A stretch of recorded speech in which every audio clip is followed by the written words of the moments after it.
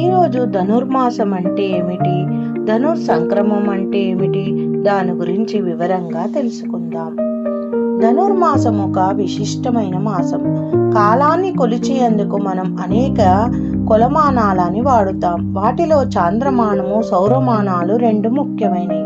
చంద్రుడు ఏ నక్షత్రంలో ఉంటే దానిని బట్టి చాంద్రమాసం లెక్కిస్తారు.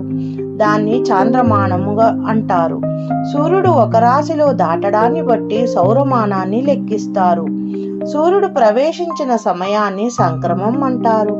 ఆయా రాశుల్లో సూర్యుడు సంచరించే కాలమును సౌరమాసం అంటారు. ఉదాహరణకు కర్కాటకంలో సూర్యుడు ప్రవేశించే సమయాన్ని కర్కాటక సంక్రమం అంటారు. అదేవిధంగా కర్కాటక రాశిలో సూర్యుడు సంచరించే కాలం కర్కాటక మాసము అంటారు.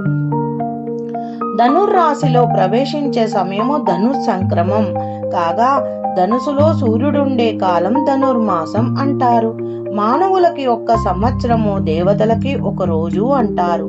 ఈ లెక్కన ఉత్తరాయణం రాత్రి, దక్షిణాయనం పగలుగా భావించబడుతుంది. సూర్యుడు కర్కాటక రాశిలో ప్రవేశించుట కర్కాటక సంక్రమం అంటారు. అక్కడి నుండి దక్షిణాయనం ప్రారంభం అనగా ఇది రాత్రికాలం. మకర రాశిలో ప్రవేశించే సమయం మకర సంక్రమం. ఇక్కడ నుండి ఉత్తరాయణం అనగా పగులుగా భావన. ఇది భావించినప్పుడు దక్షిణాయనమునకు చివరిది, ఉత్తరాయణమునకి ముందుది అయిన ధనుర్మాసము ప్రాతకాలం వలె పవిత్రమైనది, సాత్వికమైనది, ఆరాధనలకు ప్రధానమైనది కనుక సత్వగుణ ప్రధానమైన విష్ణువుని ఈ నెలలో ఆరాధిస్తారు. ఈ నెలలో విష్ణుమూర్తికి ప్రీతికరమైనది గోదాదేవి కదా.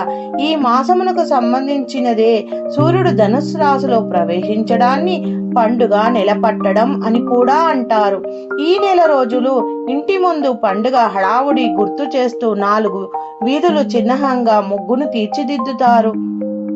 అయితే ఈ ధనుర్మాసం సౌరమానానికి సంబంధించినది కాని తెలుగువారు చాంద్రమానము అనయాములంగా దాన్ని పాటిస్తారు. దీని గుర్తుగా ఈ ముగ్గు మధ్యలో చంద్రుని తీర్చిదిద్దుతారు. కావున ఈ యొక్క ధనుర్మాసము విష్ణు భగవానుడికి అత్యంత ప్రీతికరమైనది. కావున అందరూ విష్ణు భగవానుని పూజించి ఆయన యొక్క కృపకు పాత్రులు కాగలరు. Thank you for watching my video.